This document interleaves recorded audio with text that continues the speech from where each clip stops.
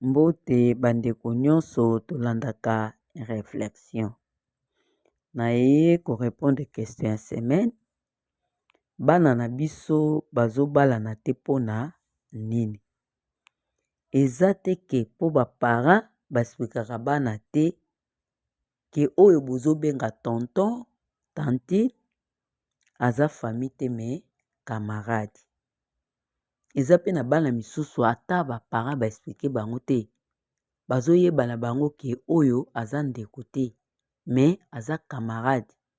Biso bana tokoki kolingana. Yango na olobaki eza réseau te ke po ba parents baexplikaka bana na bango te ki wana bobenga tonton, bobenga tantine aza ndeko te, aza camarade. Bango na bango bana bakoki kolingana na bango. Po soki tozongi na Afrique, eza na bana ebele bakendaka na bandako ya bakamarade ya baparents na bango. Okomona chaque jour bana wana baza na ndako ya bakamarade ya baparents na bango. Ya oyo bayaka ya wana pe bakendaka. Donc bango tous les deux ndako baza na liberté. Mais na Europe te. Na Europe mwana nini oyo akendaka chaque jour na ndako ya bakamarade ya baparents na ye. Aza te. Monde tozo vivre lelo eza monde moko te na oyo bakoko ya bakoko na biso bazalaka ko vivre. Parce que na tangu wana ezalaka nde ba parents bazalaka koponela bana na bango mibali ya kobala.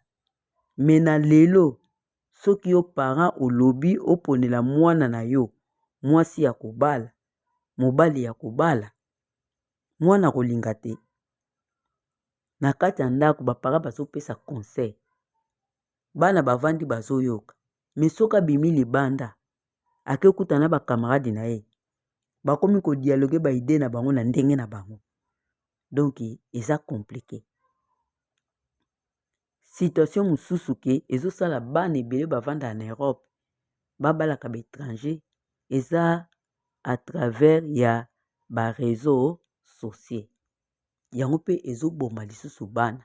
Po mabala ebele lelo ekomosala makaka na ba telefone. Na kati ya ndako pe ba parents mususu bakoka kosola na bana te. Ayebisa bana oyo eza mabe oyo eza malamu. Kosala oyo te lingo sala oyo. Bazala kuna ta kosola na bana te.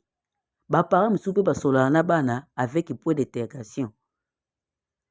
Biso ba parents po bana na biso babalaka ba étranger te. Esengeli tango zosola na mwana faut kozalaka transparent. Kobombela mwana eloko te. Faut yebisaka mwana kobala étranger te. Po soki obala étranger tala ba conséquences. Soki obala étranger tala monde oyo kokende ko vivre kozala monde ya souffrance. Soki obala étranger ba comportement na bango ezalaka boye yango tolingaka te ke bino bana bobala ba étranger. Tozo sola na bana oza clair bana bazo comprendre. Po eza pe na bana misu bazalaka ba tete ata ba parents bazoloba bazoyoka te. Esengeli parents lemba te.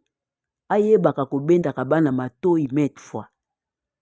Koyebaka kosola na bango koboyaka likambo wana kolobelaka bango yango comme habitude. Tango bana baoyoka bongo bakozala na kobanga. Mais soki yo parent kaka naboyi bobala ba étranger, naboyi bobala ba étranger, olobaka pona nini te oboyi babala ba étranger, expliquer bango clair te. Bana bakobala ba étranger. Eza deya faute ya papa. Yango na faut kozalaka clair te ozosola na bana. Koyeba ko dialoguer na bana.